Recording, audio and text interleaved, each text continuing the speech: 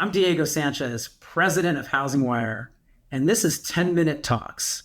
My guest today is Joshua Stevens, Strategic Growth Officer at WP Appraisers. Joshua, I love the hat. It's a little obnoxious, but it is what it is. And Ultimate Warrior in the background. Can't beat it. Yeah, I know it's kind of hard to see, but like I might have mentioned, like we had a whole like company wide discussion of like, should he be there? And they were like, yes. And I was like, I don't know. That might be a bad look, but here we are. So there he is. I love it. I love it. It brings me back to the Saturday mornings with the WWF before it became the WWE.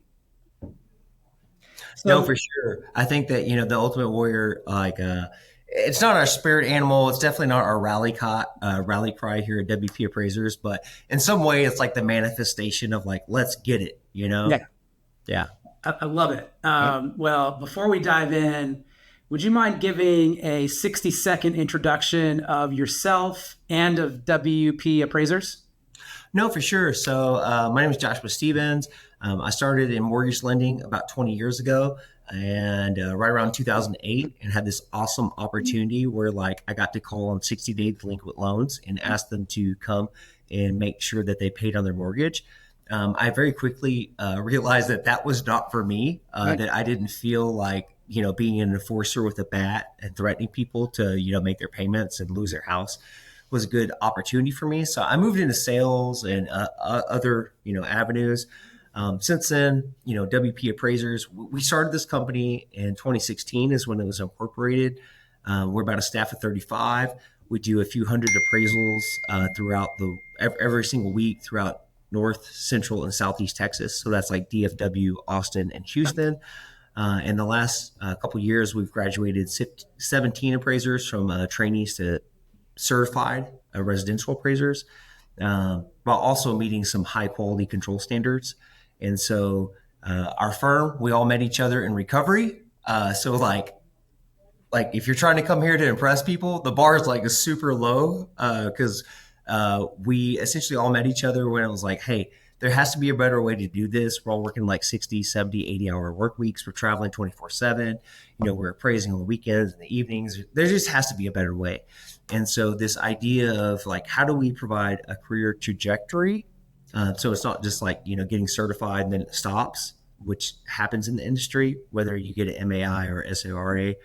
But like, how do you create like, some career trajectory, be over teams, provide a fulfilling job while also like having work-life balance, because work-life balance to us was non-existent. And so we came up with this idea on the back of a napkin. The partners, Chris and Chris, very confusing, got together and recruited me from recovery.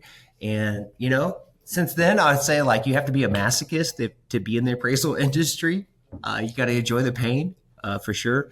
But since then, we've grown and, man, every day is a new day. You're only as good as your most recent appraisal. And we try to do that as best as we can. That's a super interesting origin story for the company. And before we dive into your growth aspirations, could you just tell me and the audience, how is WP Appraisers different from an appraisal management company? Oh, snap. So I think there's a few things here. Number one, I just want to go out and say like, hey, I like honor and am so appreciative of the AMCs out there that we do partner with. Our firm only partners with a few of them as we're mostly like direct engagement, meaning that we directly work with lenders who manage their processes on their own. I think the AMCs get a really bad rap in the industry. And I mean, there are some that might be predatory, but there's a lot of negative connotation around AMCs, and they're not all bad, just like not all dads are bad, not all moms are bad, and so for us, the way that it differs is that we are all W-2, which means that we're not contractors. Like our team only works, like we're all WP appraisers. How does that affect a client? Well, number one, if you have an independent fee appraiser who's a contractor, essentially who's partnering with different AMCs, they only get exposed to a few different lenders based on that AMC's book of business. And because of that, essentially, their knowledge of their guidelines and their preferences might be a little bit limited. With WP Appraisers, because most of our clients are all direct engagement, we have a very firm understanding of exactly what that book of business looks like, what the preferences are, what the guidelines are. I pulled some numbers just trying to figure this out, and without sharing all the secret sauce, which I will definitely share the recipe. You can learn how the secret sausage is made. Is that I think this year we served maybe 284 clients. And so it really gives our customers and our appraisers an ability to partner with the client and go really deep in the paint, meaning that we know all the guidelines, all the expectations. And because of that, it actually reduces the revision rates. So we're able to function much more efficiently, essentially. I think last month's revision rates for us was 12.74%, company wide. I think industry wide, it's usually about 23 to 25% of every file gets, revisions. And so clearly we want to be super competitive in that market, and being W-2 only WP appraisers, not contractors, allows us to really partner with our clients and go a little bit deeper in the understanding of what they're trying to accomplish. Yeah, that's really interesting. So you're the strategic growth officer. Let's talk about growth. You're currently focused as a business on Texas. It seems like specifically North Texas. Do you have aspirations to expand beyond your current reach? I mean, Diego, I feel like the question you just asked me, I feel like a used car salesman. I'm like, come on down. We got this area and this area.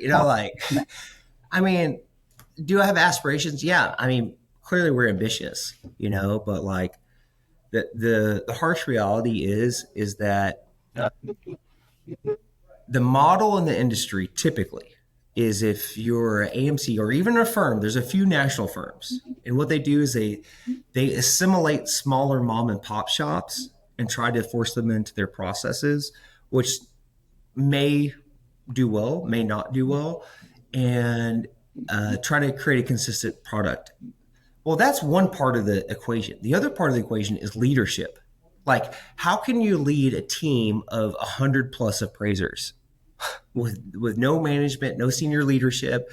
If you're a new company who's only been around for 4 or 5 years, and you've grown exponentially because the market was cray there in 2020 through 2022, maybe you had exponential growth, but the layers of leadership that can actually provide oversight to the appraisers is lacking.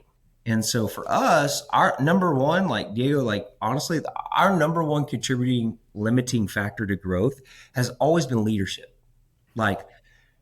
Doing the job of an appraiser is one thing, to be super technically, capable, but to actually provide leadership, how to influence others, how to teach others, how to help mold others, that's a whole nother skill set, an entirely different thing. So it's a long salesy answer. I mean, I am the strategic growth officer, clearly, but to land the plane here, the truth is we'll go where our clients have pulled Yep. us to. They requested, they were like, hey, can you please go to Austin? And we're like, okay, let's do it. So, team members from our DFW office, they moved to Austin. They trusted us. They went down there, which was cray to think about. And we have developed that team, and it's grown. And then kind of the same thing in Houston. And so our model, in some ways, we're not doing anything new. I guess we kind of ripped off the Bible here. We sent people out in twos to preach the gospel, and the gospel being WP appraisers, It's so interesting. And it wasn't an overly salesy answer. It actually sounds like responsible leadership and scaling of the company. And so I really appreciate that response. So during the pandemic housing market boom, the appraisal profession came under some fire for slow turnaround times and other operational capacity issues.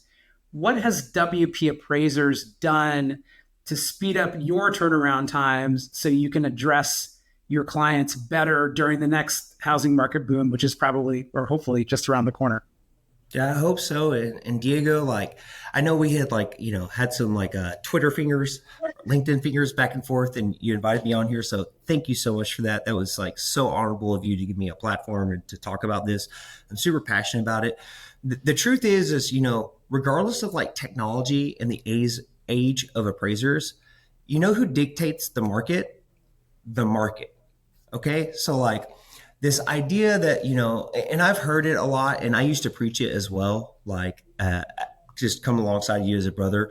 I'd be like, yeah, there's more appraisers dying than there are entering into the industry. Okay. But when you actually look at that information, it's so nuanced that what you start realizing is that that's not entirely accurate. There are a lot of things that are withholding and causing these hurdles and people coming into the business, kind of the way that appraising is set up, the whole licensure, what the GSEs allow versus different independent mortgage bankers. There's different investor overlays that trump what the GSEs, allow.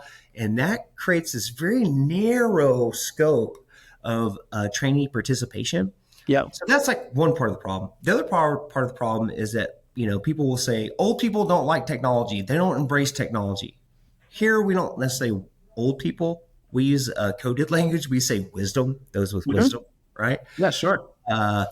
Because the truth is like there are people that've been appraising longer than I've been alive. I'm 40, and there's some old timers out there just hitting it super hard. Okay, and I don't want to discount that.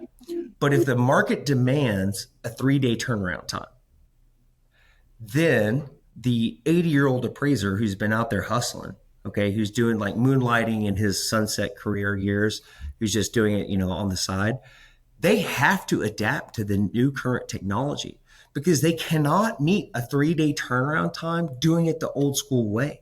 You can't take photos and drive all the comps and be out there with a Polaroid and developing those things and doing a sketch by hand. You literally, the time is of the essence here. And if you want to be ranked high on an appraisal panel, there is no way without today's technology, things like, Quick Source or Titan Analytics, Titan Drive or Spark or Synapse or Aloft's Toolkit. If you're not using those things, you're not embracing them, then you can't meet the current turnaround times that the market demands. The appraisers do not get to set that. When demand was super high and there was this alleged appraiser shortage, which is true, there was an appraiser shortage, but it also coincided with like the craziest amount of volume that we'd ever seen as a nation. I mean, we're talking historically low lending rates. I mean, it's practically free. I mean, I'm locked in at like a 3% in my own mortgage, like shoot, at that point, like everybody should go out. If you got some money, you should start buying some real estate at that point, And so that just created this stressor on the system, and especially in rural areas, because I'm speaking from someone who is in Texas. We got we were super pro business owners. We don't have state taxes. And so there's a lot of growth here, and we're kind of insulated from some of the outside markets. So I say this with that caveat, like I recognize that. But even if you are in rural areas, you're in the middle of Idaho, or whatnot, the truth is that any current day appraiser, regardless of age, they're using technology to push them forward, because if they don't, they're not getting any work from their lenders. Like you cannot do the job without embracing technology. Yeah, that's a really interesting answer. And earlier in our conversation, you mentioned how you've taken 17 of your employees from trainee to certified appraiser. So it sounds like WP Appraisers is doing its part to make the industry younger and more dynamic. How did you do it? What's your secret sauce for getting trainees trained? Yeah, I mean, I'll share it. I mean, here's the deal. Like, you can buy the recipe book. Doesn't necessarily mean that you can make it exactly right. Absolutely. Right. And so like, we're super open-handed with this. Unfortunately, there's a lot of variables. Number one, it kind of comes down to quality of candidate that you're hiring. Okay. That's one. And so what we found is, we partner with the Appraisal Diversity Initiative. That's, part of the Fannie Mae and Urban National League. They partnered together I think, people like Flagstar Mortgage and Chase and Wells pumped millions of dollars into a program to create scholarships for people that unfortunately don't look like me. They're not middle-aged white dudes, right? Like they're trying to create some diversity because there is this hot button topic of whitewashing in appraisal reports, and that can be highly debated. And I'm not here to debate the validity of those concerns because it can go both ways. Mhm. All I can say is that the government, regardless if they're trying to save face or not, they are putting their money where their mouth is, and they're trying to create opportunities for people from socioeconomically challenged backgrounds, people from highly urban areas, people that just again don't look like me, don't have my background, and try to get them into the industry to essentially eliminate that bias. So that's one of the things. We also partner, with in Texas we have this licensing company. It's not McKissick, which is pretty standard, but there's another company who partners with McKissick, and they're the Champion School of Real Estate, and they provide licensing for appraisers, real estate agents, inspectors, and so we partner with them as well. And so number one is like the quality of candidate. Okay, Yep. so like you've got to have someone that's pretty ambitious. It's kind of entrepreneurial in a way.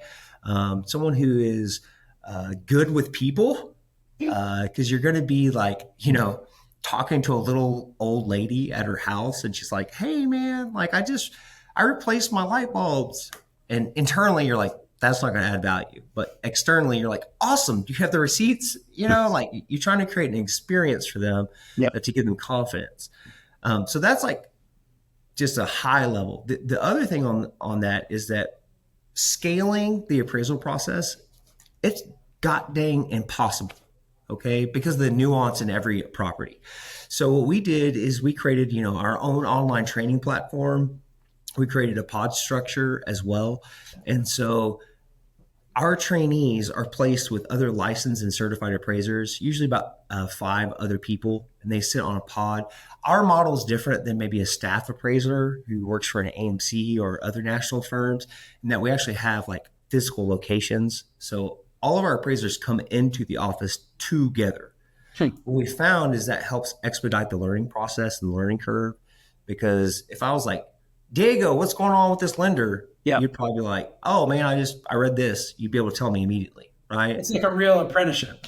Yeah, Yep. exactly. Like trying to like really mentor, because unfortunately, the way that licensing in the appraisal industry works is that you have to have a supervisory appraiser, and sometimes the supervisory appraiser is actually not even present in the day-to-day training. All they're doing is just like giving you their license, and then you're paying them a percentage based on your production. And there's not really any training and facilitating. It's kind of like if you can meet the minimum viable product, the MVP, like the Amazon model, then you're good. And the only way that you know that MVP is really based on the lender revisions that are coming through back to you.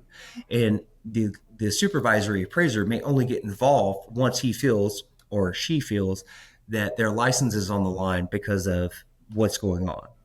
But outside of that, they might just be like really hands off, and there's not a lot of training. So we saw that immediately. We're like, hey, okay, how do we, number one, create an awesome environment where people can come in, they can train, they can learn the job, they can experience a lot of different lenders and different guidelines. Because some appraisers, they might like work for Chase or Wells, or be a staff appraiser for a class and have like a specific set of clients that they serve. And you know what? They will crush it. They know exactly that client. But if they try to leave there, oh man, they're up the creek without a paddle. They don't Mhm. understand other guidelines, other preferences. They don't understand exactly what quality is to other clients. And so we've seen that. So we're like, how do we fix that problem as well and give, career trajectory so that like once you get licensed, that's not the end of the road for you. Like you can have more opportunities if you so desire. I mean, plenty of people don't have aspirations of leadership. Maybe like the appraisers just want to type and just do their job and like go home and have like this work-life balance. And we want to provide that as well. So that's a more of a complex answer to like what you're asking me, because there's lots of layers of that. Well, what a great answer, and what a great conversation. I really appreciate you joining me on 10-minute talks today. Well, thank you for letting me probably exceed the 10-minute talks because I can talk the bark off a tree, but you've crushed it. So thank you so We much. we might call this one a 20-minute talk. For It's still sure. TMT, right? So it's Yeah, all good. yeah. Hey, thanks for giving me a voice. Thanks to you.